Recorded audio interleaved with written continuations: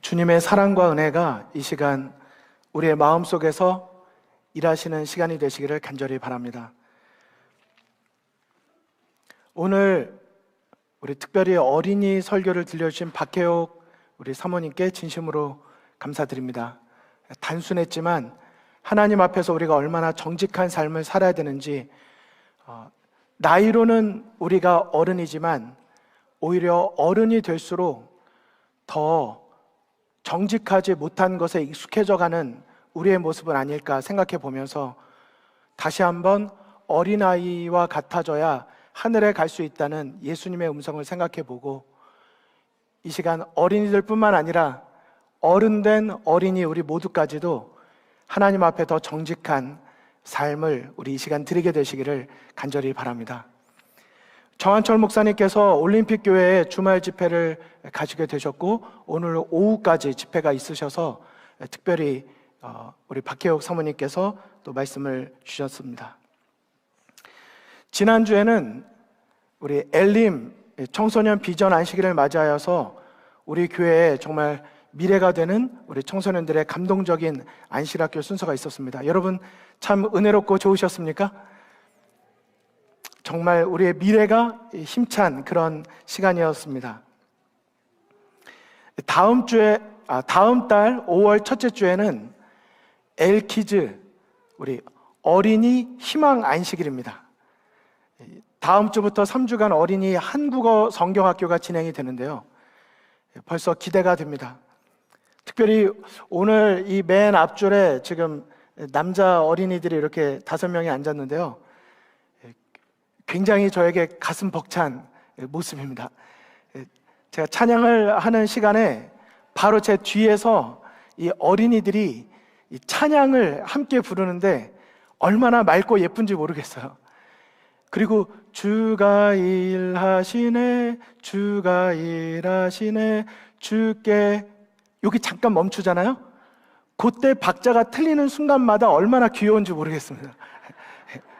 그게 엇박자로 들어가야 되는데 아이들이 주께 조금 기다려야 되는데 먼저 나오는 거예요. 근데 먼저 나오는 그 음성마다 얼마나 귀엽고 얼마나 하나님의 사랑이 있는가. 하나님은 박자가 틀리는 것보다 함께 찬양하는 여러분들의 마음과 그 음성을 들으신다는 것을 꼭 기억해 주시면 좋겠습니다. 주말은 주말대로 이렇게 저희가 여러 가지 사역들로 분주하게 진행이 되고 본격적인 활동들이 전개가 되고 있습니다. 주중에는 엘다솜 직원분들의 40일 말씀 묵상 여행으로 우리가 말씀으로 하나가 되기 위해서 주님과 동행하는 연습을 지금 하고 있고요. 내일부터는 또 6주간 이제 그로우 그룹이 시작이 되면 우리가 서로 초청하고 또 연결되고 관심사와 은사를 가지고 교회가 여러 가지로 기회를 제공할 때 성도님들은 선택하셔서 하나님을 만나는 경험, 하나님 안에서 함께 교제하는 경험, 무엇보다 그로우 그룹은 우리가 함께 자라나서 영혼을 전도하는 선교를 목적으로 하고 있다는 것을 생각해 보게 됩니다. 제가 이번에 보니까 참 감동적이고 감사한 것은 우리 어린이 전문가이신 우리 어린이 사역자님께서 그동안 시도하지 않았던 육아 체조를 주중에 이제 시작을 하시더라고요.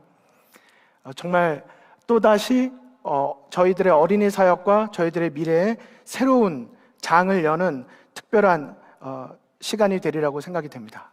오늘이 마지막이라고 들었는데 우리 신청, 우리 마감 임박입니다. 우리 안식일이 맞춰지면 우리 선교부장님께서 우리 많이 애써주시고 계신데요. 우리 많이 참여해 주시고 내일서부터 각 그룹마다 또 활기차게 주님 안에서 봉사해 주시면 좋겠습니다. 제가 이렇게 여러 가지를 현미경으로 보듯이 교회 안의 사역들을 지금 잠시 말씀을 드렸는데요. 잠깐 현미경을 내려놓고 망원경을 이 시간 잠깐 드리고 싶습니다. 2022년도 4월 달은 엘다솜에게 조금 색다른 의미가 있는 달입니다. 지금 매주마다 매일마다 분주하게 여러 가지 사역들이 다양한 분야에서 전개된다 하더라도 조금 더 멀찌감치서 보면 2022년도 4월 달은 하나님께서 한국어권 엘다솜 사역을 새롭게 시작하신 지 만 10주년이 되는 달입니다. 우리 이 가운데 많은 성도님들께서 섞여 계시지만 우리 이 중에 몇몇 분들은 하나님의 처음 부르심을 생각하면서 엘다솜에 이 씨앗을 심기 위해서 지난 10년 동안을 보이지 않게 정말 많이 헌신하신 분들이 계십니다. 이제는 그 부르심에 우리 모두가 연합해서 함께 있는 것입니다. 지금은 제가 여러분에게 어떤 보고도 드리지 않겠지만 지난 10년을 돌이켜보고 여러 가지 하나님께서 얼마나 은혜를 베푸셨고 어떤 은총을 베풀어 주셔서 우리가 오늘 함께 이 자리에 있는지를 돌아보면 참 많은 은혜가 있었다는 것을 깨닫게 됩니다. 많은 변화가 있었고 많은 성장이 있었습니다. 그래서 이 4월 달은 저희가 그냥 지나가기가 너무 아깝습니다. 그래도 우리의 과거 인도하신 하나님의 손길을 바라보고 하나님께서 우리를 향해서 가지고 계신 비전이 무엇인지를 우린 더 갈구하고 더 사모하고 하나님의 인도하시는 길을 우리가 그 사명을 감당하기 위해서 우린 더 많이 기도했으면 좋겠습니다. 그런 의미에서 저는 앞으로 4주 동안 안식일 동안에 교회여 일어나라 라고 하는 제목으로 설교 시리즈를 함께 가려고 합니다. 그리고 오늘은 그 첫 번째 말씀으로 빚진 자의 마음으로 라는 말씀을 드리고 싶습니다. 우리 화면을 잠깐 보여주시겠습니까? 교회여 일어나라, 우리 엘다솜 예배 10주년 기념으로 우리 4주간에 걸쳐서 말씀을 드리도록 하겠습니다. 지난 3월 18일 날 저에게 어떤 한 청년이 문자를 보내왔습니다. 보통 제가 카톡이 오면요, 하루 보내는 동안에 컴퓨터 앞에 카톡창이 한 적어도 3-4개씩은 늘 열려 있습니다. 이분하고 얘기하고 막 이게 얘기가 오고 합니다. 보통 거의 다 교회 일이거나 그분을 위한 아니면 그분에 관련된 일입니다. 그런데 굉장히 새로운 문자가 왔어요. 이모티콘 선물이 온 것입니다. 여러분, 이모티콘 선물 받으면 마음이 어떤지 아십니까? 참 새롭더라고요. 저는 지금까지 이모티콘을 사본 적이 없거든요. 그래서 늘 이모티콘이 똑같습니다. 이렇게 하는 똑같은 거예요. 근데 이모티콘이 왔는데 이 문자로 이런 내용이 온 거예요. 목사님이 이거 있으시면 유용하게 쓰실 것 같아서 보내요. 하하. 왔는데 거기 있는 내용 보니까 이 글들이 여러 개가 있어요. 언제나 널 응원할게. 제가 이제 글씨가 잘 보이진 않습니다. 하여튼 당신과 함께하는 삶이 꽃길입니다. 이런 좋은 내용들이 많이 있어요. 당신을 위해 기도할게. 그런데 그 중에 보니까 이런 게 있더라고요. 억지로 참지 마. 지금은 울어도 돼. 제가 그제서야 알았습니다. 3월 18일 날 이 문자 이모티콘을 선물 받고 3월 19일 날 제가 설교하면서 왜 울었는지를 나중에 가서 알았어요. 저도 모르는 사이에 그 18일 날 보내준 이모티콘을 보고 이게 마음속에 있었나 봐요.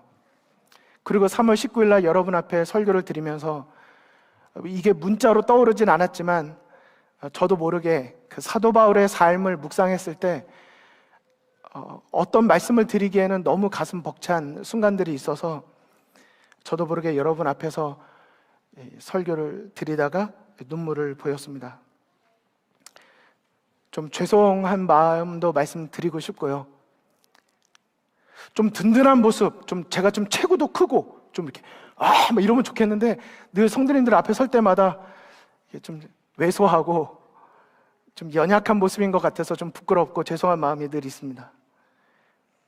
그런데 그날 설교가 마쳐지고 나서 여러 성도님들의 문자를 받으면서 또다시 용기를 얻었습니다. 제가 용기를 드려야 되는데 용기를 많이 주셨어요. 특별히 제 심정을 많이 이해해 주신 40대 이상 남자 성도님들에게 감사를 드리고 싶습니다. 많이 공감해 주셨어요.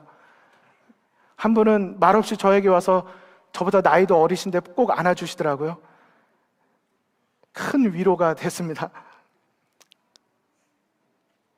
그리고 문자를 보내지 않으셨지만 조용히 기도해 주신 많은 성도님들이 계시다는 걸 알고 감사를 드립니다. 그리고 문자로 이런 분이 계셨어요. 저 때문에 많이 힘드셨죠? 이렇게 문자 주신 분이 계셨는데 그런 거 아닙니다. 하지만 저의 연약함 때문에 여러분에게 드린 솔직한 저의 신앙의 눈물의 고백 때문에 우리가 더 함께 우리에게 맡겨주신 십자가를 함께 질 수 있고 우리가 더 함께 걸어갈 수 있는 이 길이 됐다면 저는 그것으로 인해서 하나님께 감사를 드립니다. 제가 그때 화장지를 주셔서 화장지를 가지고 이렇게 눈물을 닦는데 저도 모르게 안경 위를 닦아가지고 눈물이 안 닦였었어요. 또 그걸 보신 분도 계시더라고요. 또 끝나고 나서 여러 피드백을 받았는데 어떤 분은 주가 일하시네 그 곡 때문에 눈물을 흘리는 것 같다. 다음에 그 곡을 또 한번 불러보자. 눈물을 또 흘리는지 안 흘리는지 이런 나눔도 가지셨다고 들었어요. 오늘 그 곡을 부르셨는데 제가 눈물을 흘리지는 않았습니다. 하지만 진정한 마음으로 여러분에게 나누고 싶은 것이 있습니다. 여러분과 저 그리고 우리 모두의 삶 가운데 우리가 주님을 위해서 많은 것을 하려고 하지만 사실은 주님께서 우리 안에서 일하실 수 있도록 우리는 드려야 합니다. 그분은 더 우리의 가정과 우리 개인의 신앙과 우리의 친구들의 사이와 하나님은 내 삶에서 많은 일을 더 이루어 주시고 싶어 하십니다. 우리 그분에게 우리의 마음을 드리는 이 안식일이 되시기를 주님의 이름으로 축원을 드립니다. 그리고 삶에 여러 문제와 어려움과 아픔이 있으실 때 우리 그것으로 인해서 넘어지지 마시고 우리 다시 주님께로 무릎 꿇는 우리 모두가 되셨으면 좋겠습니다. 그래서 저는 그때 못다한 설교를 오늘 이어가려고 합니다. 사도 바울의 말씀을 드렸습니다. 사도 바울은 정말 정신없이 바쁜 그의 삶을 살았습니다. 그리고 사도 바울은 아시는 것처럼 결혼할 겨를도 없었고 결혼을 함으로써 자기의 삶에 하나님께 더 드리고 싶은 그 어떤 자그마한 것도 뺏기고 싶지가 않았습니다. 하나님께 자기의 삶에 모든 것을 아낌없이 드리고 싶어 했어요. 고린도후서 11장에 보면 내가 수고를 넘치도록 했다고 말하면서 여기 있는 성경절들 제가 다시 읽지는 않겠습니다. 다시 읽으면 또 울 것 같아요. 근데 눈으로 한번 보세요, 여러분. 사도 바울이 자기의 속에서 일하시는 주님에게 자기의 삶을 온전히 드렸을 때 이 지금 눈앞에 보이는 이 성경절 하나하나가 그의 삶에 어떤 것도 막을 수 없는 그의 삶의 고백이 되었습니다. 그런데 이러한 고민과 고생과 어려움 가운데 있었던 사도 바울이 고린도서 11장 28절에 내가 이렇게 많이 고생했다. 하나님 날 위해서 무엇을 해주시겠습니까? 내가 당신들을 위해서 이렇게 고생했다. 그런데 왜 여지껏 이 상황, 이 모양, 이대로냐라고 그는 탓하지 않았습니다. 사도 바울은 자기가 한 그런 모든 것들을 말함과 동시에 아직도 날마다 내 속에 눌리는 것이 있는데 여러분들을 위하여 염려하는 마음이라고 그렇게 말하였습니다. 여러분, 사도 바울은 어떻게 자기의 수고와 자기의 공로와 자기의 어떤 것보다도 더 성도님들을 위하여 염려하는, 교회를 위하여 염려하는 그 마음이 더 클 수 있었을까요? 그건 어떻게 가능했을까요? 사도행전 20장 28절에 보면 사도 바울의 마음속에 교회는, 성도님들은 건물이 아니고 예수님의 보혈의 값이었습니다. 예수님의 보혈의 값으로 사도 바울은 언제나 교회를 보았고 성도님들을 생각하였습니다. 보여지는 어떤 행위가 아니라 감추어둘 수 없는 예수님의 십자가의 사랑에 반응하는 것, 그 속에서 주님께서 일하시는 것에 대한 그의 모든 것의 고백이었습니다. 여러분, 사도 바울이 원래 천성이 이렇게 신앙심이 좋고 이렇게 열심히 있는 사람이었을까요? 사도 바울에게는 다메섹 사건이 있었습니다. 여러분, 다메섹에서 있었던 사건 아시죠? 이 땅에서 눈을 이렇게 떴을 때 아무것도 보이지 않는 사도 바울의 상황이 되었습니다. 사도행전 8장에 보면 이 사도 바울이 다메섹에서 예수님을 보는 그 경험을 한 다음에 그가 한동안 아무것도 보지 못하다가 다시 하나님께서 눈을 열어주십니다. 근데 성경절에 보면 이런 말씀이 중간에 나와요. 아나니아를 만나게 되고 하나님께서 아나니아를 통해서 그에게 다시 보게 하시는데 거기에 아주 중요한 한 단어가 나옵니다. 다시 눈만 뜬 것이 아니라 하나님께서 성령으로 그의 마음을 채워주십니다. 사도 바울이 갑자기 그의 삶이 그렇게 바뀐 것이 아니라 그의 삶 가운데 성령이 임한 것입니다. 그래서 보지 못하던 것을 다시 보게 되었어요. 듣지 못하던 주님의 음성을 다시 듣게 된 것입니다. 전에는 그냥 예쁜 사람, 멋있는 사람, 한 사람으로 보였지만 이제는 그 한 사람 한 사람이 하나님의 예수님의 십자가의 보혈의 값으로 보이기 시작한 것입니다. 사실은 주변의 사람이 바뀐 것이 아니라 자기 자신이 변화되고 있는 것을 알게 된 것입니다.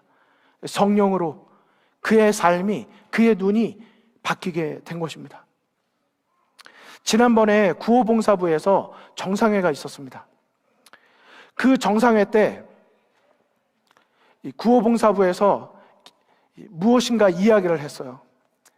구호봉사는 무엇입니까? 우리 주변에 있는 어려운 사람들을 돕는 거예요. 그들을 돕는 것에 있어서 가장 중요한 정신이 무엇일까? 예수님의 정신이라고 말했습니다. 그런데요, 사도 바울이 로마서 1장 13절로 15절에 보면 이렇게 자기의 소고를 아끼지 않고 누군가를 위해서 열심으로 그 교회를 위해서, 영혼을 위해서 애절한 마음을 가지고 있었을 때 그 정신이 무슨 정신인지를 이렇게 고백하였습니다. 형제들아, 내가 여러 번 너희에게 가고자 한 것을 너희가 모르기를 원하지 아니하노니 헬라인이나 야만인이나 지혜 있는 자나 어리석은 자에게 다 내가 빚진 자라. 그러므로 나는 할 수 있는 대로 로마에 있는 너희에게도 복음 전하기를 원하노라. 여러분, 사도 바울의 마음속에 있었던 그 마음이 무슨 마음이었습니까? 성령 하나님이 그의 마음을 가득 채웠을 때, 그가 예수님을 위해서, 교회를 위해서 헌신했을 때 그가 가지고 있었던 정신의 특징이 무엇입니까? 빚진 자의 마음이었습니다. 그래서 안 갈 수가 없었어요. 그래서 가만히 있을 수가 없었어요. 빚진 자의 마음이 사도 바울의 마음이었습니다. 여기 구호봉사부가 정상회를 할 때 쓰셨던 그 파워포인트를 제가 사진을 찍은 것입니다. 거기에 보면 7일 봉사에 있는 이런 말씀이 나와 있어요. 구원하고 거룩하게 하는 진리는 그 마음속에 숨겨둘 수가 없다. 생명수를 마시는 사람은 생명의 샘이 된다. 받는 자는 주는 자가 된다. 마음속에 있는 그리스도의 은혜는 사막에 있는 샘과 같다. 하나님께서는 당신의 봉사사업에 남녀들을 택하실 때 그들이 세속적 재산과 학문과 웅변력을 소유하고 있는지 묻지 않으신다. 하나님께서는 영혼의 성전에 당신의 성령을 넣어주실 수 있는 비례만큼 각 사람을 사용하실 수 있으시다. 여러분, 여기 뭐라고 되어 있습니까? 하나님께서 어떤 사람을 사용하실 수 있다고요? 이 세상의 가치로 볼 때 뛰어난 사람이 아닙니다. 그의 마음에 성령 하나님이 담으실 수 있는 만큼 그것에 비례해서 사용하실 수 있다고 말씀하셨어요. 우리는 종종 착각합니다. 이 세상의 가치로 하나님이 일하실 수 있다고 착각해요. 하지만 그렇지 않다고 말합니다. 하나님이 일하실 수 있는 사람, 하나님이 진정으로 사용하시는 사람은 그의 마음에 사도 바울과 같이 성령 하나님께서 자기의 마음에 임하실 수 있도록 자신을 비워드리는 사람, 성령의 음성이 있을 때 나의 생각보다 성령의 음성에 더 선택할 수 있는 사람, 하나님은 그런 사람을 사용하신다고 말씀하고 계신 것입니다. 제가 가만히 이 말씀을 준비하면서 생각해 보니까요, 빚진 자의 마음, 예수님께서 나를 어떠한 사랑으로 구원해 주셨는지, 예수님의 십자가의 빚진 자는요, 무슨 일을 해도 늘 겸손해요. 왜요? 당연히 내가 할 일을 했으니까요. 근데 빚진 자의 정신을 성령의 마음으로 갖지 않으면 어떤 자세가 나오는지 아십니까? 빚진 자의 마음에 정반대의 마음이 생겨요. 그러면 무슨 마음이죠? 빚을 져준 사람이 돼요. 이거 어떤 사람, 빚을 너 왜 빚 안 갚어? 이런 마음을 갖는 거예요. 사람을 보든지 하나님을 보든지 내가 이 정도 하나님을 위해서 했는데 왜 하나님 나에게 이거밖에 안 해주십니까? 이런 마음이에요. 다른 사람을 대할 때도 마찬가지입니다. 이 교회를 생각할 때도 마찬가지입니다. 내가 한 것이 더 많아요. 내가 빌려준 게 더 많다고 생각하는 것입니다. 그런 사람이 교회에 많아지면 이 교회가 어떻게 될까요? 로마서 8장에 보니까요, 이거 다 사도 바울이 한 고백이거든요. 누구든지 그리스도의 영이 없으면 그리스도의 사람이 아니라. 그러므로 형제들아, 우리가 무슨 자로 돼? 빚진 자로 돼. 여러분, 로마서 8장은요 구원을 얻은 백성들의 고백입니다. 그리스도의 사랑에서 우리를 끊을 수 없다고 말해요. 그래서 로마서 8장의 고백은 구원받은 자들의 고백입니다. 그리고 그 고백은 우리 모두가 빚진 자라는 고백입니다. 여러분, 예수님의 십자가를 생각해 보세요. 우리 모두는 다 빚진 자입니다. 주님을 위해서 우리가 하는 모든 일들이요 다 마땅히 빚을 진 자로서 빚을 갚는 일입니다. 무슨 빚을 졌죠? 구원의 빚, 생명의 빚, 사랑의 빚, 은혜의 빚을 진 것입니다. 이것이 우리의 삶에 없으면 결코 안 되는 것입니다. 근데 우리는 너무나도 자주 이 사실을 놓쳐요. 이것을 잊어버립니다. 그리고 내가 또 이걸 해야 돼? 내가 너에게 이렇게 해줬는데 당신은 나에게 이렇게밖에 못해? 내가 비춰준 것을 받으려는 정신이 우리의 마음을 좀먹게 되는 것입니다. 여러분, 빚진 자의 마음과 태도에 대해서 많이 묵상해 보시기 바랍니다. 제가 이제 사진을 잠깐 보여드리겠습니다. 빚진 자의 모습이 어떤지, 이런 모습입니다. 지난 3월 6일 날 교회 대청소가 있었습니다. 물론 교회 대청소에 못 오신 분들에게 이 시간 마음에 부담 드리려는 의도는 전혀 없습니다. 여러 사정이 있으셨다는 걸 알고 있고 마음으로 함께 해주셨다는 걸 믿고 있습니다. 하지만 3월 6일 날 대청소 때 무슨 일이 있었는지 보세요. 가장 위험하고 우리 앞에 있는 나무가 막 이렇게 막 무거워서 막 해주는 거, 국어부 어르신들 60대, 70대, 80세 어르신들이 이 나무에 올라가서 나무 다 잘라내셨습니다. 새벽 기도 오셔가지고 새벽 기도 끝나자마자 이렇게 간단하게 아침 드시고 집에서 각종 도구 가지고 오셔서 이 앞에 있는 나무 깨끗하게 정리하셨습니다. 그분들이 지금 여러분께서 앉아 계시는 의자 하나하나를, 제가 사진을 다 담지 못했지만 무릎을 꿇고 여러분 앉아 계신 그 나무대 하나하나 다 걸레로 닦으셨습니다. 그분들만이 아닙니다. 우리가 그냥 출입하면서 마음껏 때로는 발로 밀고 있는 이 문들을 걸레를 가지고 하나하나 다 닦으셨습니다.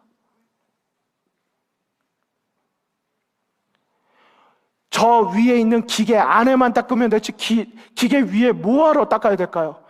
그런데도 그 위에 올라가서 먼지 때 있는 것까지 다 닦으셨습니다.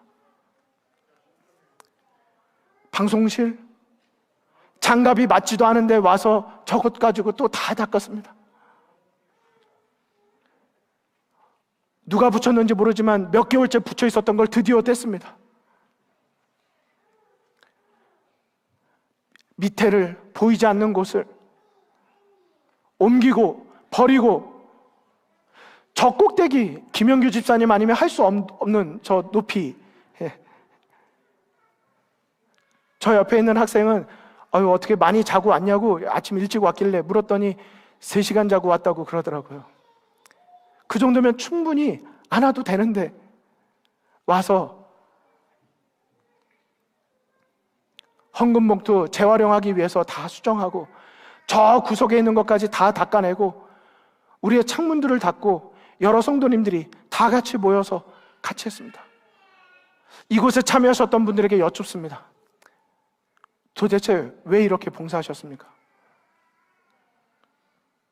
저는 한 가지만이 우리의 답이라고 생각합니다.